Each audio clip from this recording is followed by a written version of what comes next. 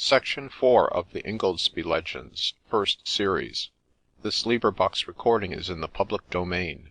The Ingoldsby Legends, First Series, by Richard Harris Barham. Section 4. It was not till some years after the events just recorded, that Miss Marianne, the pet sock before alluded to, was made acquainted with the following piece of family biography.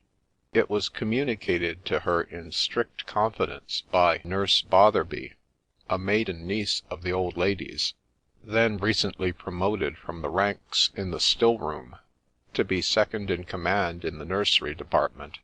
The story is connected with a dingy, wizen-faced portrait in an oval frame, generally known by the name of Uncle Stephen, though from the style of his cut velvet, it is evident that some generations must have passed away since any living being could have stood towards him in that degree of consanguinity.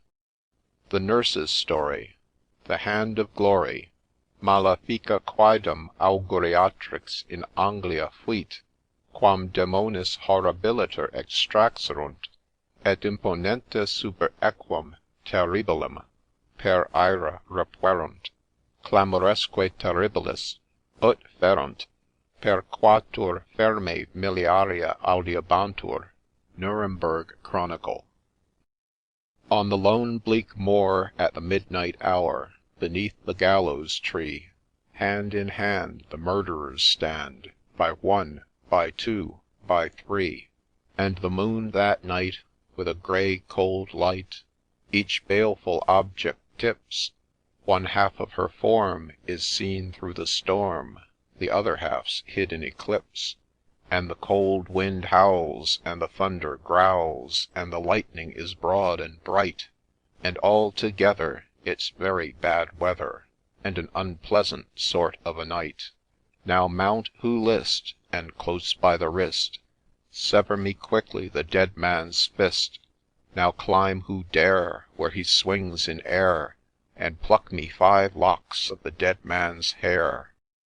There's an old woman dwells upon Tappington Moor, she hath years on her back, at the least 80, and some people fancy a great many more. Her nose it is hooked, her back it is crooked, her eyes blear and red, on the top of her head is a mutch, and on that a shocking bad hat, extinguisher shaped, the brim narrow and flat. Then, my gracious, her beard, it would sadly perplex a spectator at first to distinguish her sex, nor I'll venture to say without scrutiny could he pronounce her off-handed a Punch or a Judy. Did you see her, in short, that mud hovel within, with her knees to her nose, and her nose to her chin, leering up with that queer indescribable grin? You'd lift up your hands in amazement, and cry, "Well, I never did see such a regular guy!" And now before that old woman's door, where naught that's good may be, hand in hand the murderers stand, by one, by two, by three. Oh, 'tis a horrible sight to view, in that horrible hovel, that horrible crew, by the pale blue glare of that flickering flame, doing the deed that hath never a name. 'Tis awful to hear those words of fear, the prayer muttered backwards and said with a sneer. Matthew Hopkins himself has assured us that when a witch says her prayers, she begins with Amen. 'Tis awful to see on that old woman's knee the dead shrivelled hand as she clasps it with glee, and now with care the 5 locks of hair from the skull of the gentleman dangling up there, with the grease and the fat of a black tom cat, she hastens to mix and to twist into wicks, and one on the thumb and each finger to fix. For another receipt the same charm to prepare, consult Mr. Ainsworth and Petty Albert. Now open lock, to the dead man's knock, fly bolt and bar and band, nor move nor swerve, joint, muscle, or nerve, at the spell of the dead man's hand. Sleep all who sleep, wake all who wake, but be as the dead, for the dead man's sake. All is silent, all is still, save the ceaseless moan of the bubbling rill, as it wells from the bosom of Tappington Hill.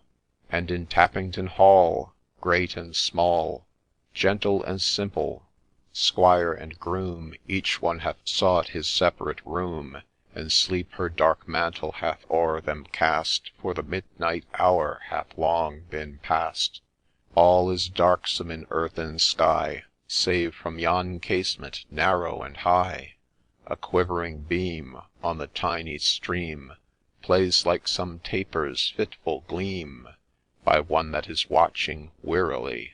Within that casement narrow and high, in his secret lair, where none may spy, sits one whose brow is wrinkled with care, and the thin grey locks of his failing hair have left his little bald pate all bare, for his full-bottomed wig hangs bushy and big on the top of his old-fashioned high-backed chair.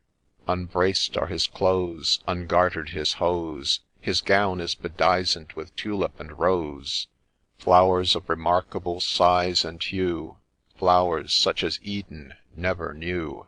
And there, by many a sparkling heap of the good red gold, the tale is told, what powerful spell avails to keep that careworn man from his needful sleep. Haply he deems no eye can see, as he gloats on his treasure greedily, the shining store of glittering ore, the fair rose noble, the bright mois d'or, and the broad double joe from Iant the sea. But there's one that watches as well as he, for wakeful and sly, in a closet hard by, on his truckle bed lieth a little foot-page, a boy who's uncommonly sharp of his age, like young Master Horner, who erst in his corner sat eating a Christmas pie, and while that old gentleman's counting his hoards, little Hugh peeps through a crack in the boards. There's a voice in the air, there's a step on the stair, the old man starts in his cane-backed chair. At the first faint sound he gazes around, and holds up his dip of 16 to the pound. Then half arose from beside his toes his little pug dog with his little pug nose. But ere he can vent one inquisitive sniff, that little pug dog stands stark and stiff, for low yet clear now fall on the ear, where once pronounced for ever they dwell, the unholy words of the dead man's spell. Open lock to the dead man's knock, fly bolt and bar and band, nor move, nor swerve, joint, muscle, or nerve, at the spell of the dead man's hand. Sleep all who sleep, wake all who wake, but be as the dead, for the dead man's sake. Now lock nor bolt nor bar avails, nor stout oak panel thick-studded with nails. Heavy and harsh the hinges creak, though they had been oiled in the course of the week. The door opens wide as wide may be, and there they stand, that murderous band, lit by the light of the glorious hand, by one, by two, by three. They have passed through the porch, they have passed through the hall, where the porter sat snoring against the wall. The very snore froze in his very snub nose. You'd have verily deemed he had snored his last, when the glorious hand by the side of him passed. E'en the little wee mouse, as it ran o'er the mat, at the top of its speed to escape from the cat, though half dead with affright, paused in its flight, and the cat that was chasing that little wee thing lay crouched as a statue in act to spring. And now they are there, on the head of the stair, and the long crooked whittle is gleaming and bare. I really don't think any money would bribe me the horrible scene that ensued to describe, or the wild, wild glare of that old man's eye, his dumb despair, and deep agony. The kid from the pen and the lamb from the fold, unmoved may the blade of the butcher behold. They dream not, Ah, happier they, that the knife, though uplifted, can menace their innocent life. It falls, the frail thread of their being is riven, they dread not, suspect not, the blow till 'tis given.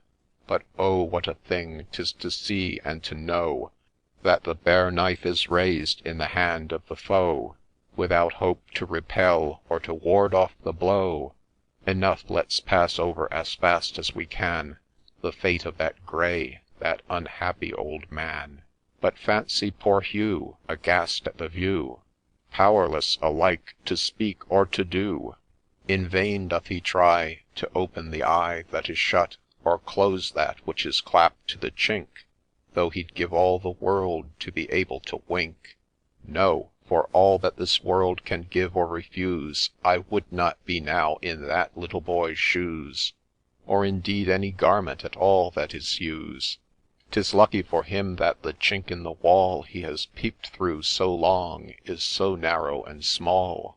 Wailing voices, sounds of woe, such as follow departing friends, that fatal night round Tappington go, its long-drawn roofs and its gable ends, ethereal spirits, gentle and good, aye, weep and lament o'er a deed of blood. 'Tis early dawn, the morn is grey, and the clouds and the tempest have passed away, and all things betoken a very fine day.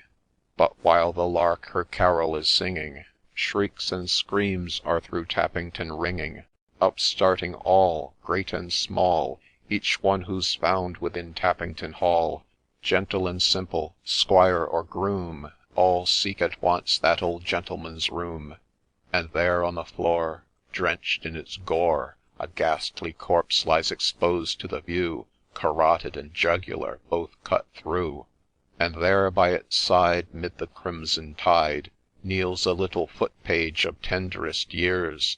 Adown his pale cheek the fast-falling tears are coursing each other round and big, and he's staunching the blood with a full-bottomed wig.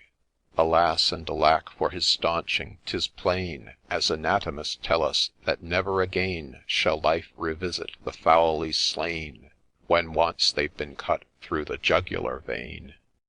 There's a hue and a cry through the county of Kent, and in chase of the cutthroats a constable's sent, but no one can tell the man which way they went. There's a little foot-page with that constable goes, and a little pug-dog with a little pug nose. In Rochester town, at the sign of the Crown, 3 shabby genteel men are just sitting down to a fat stubble goose with potatoes done brown, when a little foot-page rushes in a rage, upsetting the apple-sauce, onions, and sage. That little foot-page takes the first by the throat, and a little pug-dog takes the next by the coat, and a constable seizes the one more remote, and fair rose nobles and broad moidores the waiter pulls out of their pockets by scores, and the boots and the chambermaids run in and stare, and the constable says with a dignified air, "You're wanted, gentlemen, one and all, for that 'ere precious lark at Tappington Hall." There's a black gibbet frowns upon Tappington Moor, where a former black gibbet has frowned before. It is as black may be, and murderers there are dangling in air, by 1, by 2, by 3. There's a horrid old hag in a steeple-crowned hat, round her neck they have tied to a hempen cravat a dead man's hand and a dead tomcat. They have tied up her thumbs, they have tied up her toes, they have tied up her eyes, they have tied up her limbs. Into Tappington mill dam souse she goes, with a whoop and a halloo, she swims, she swims. They have dragged her to land, and every one's hand is grasping a faggot, a billet, or brand, when a queer-looking horseman, dressed all in black, snatches up that old harridan just like a sack, to the crupper behind him puts spurs to his hack, makes a dash through the crowd, and is off in a crack. No one can tell, though they guess pretty well, which way that grim rider and old woman go, for all see he's a sort of infernal Ducrow, and she screamed so and cried, we may fairly decide that the old woman did not much relish her ride. Moral. This truest of stories confirms beyond doubt that truest of adages, murder will out. In vain may the blood spiller double and fly, in vain even witchcraft and sorcery try, although for a time he may 'scape, by and by he'll be sure to be caught by a hue and a cry. End of section 4.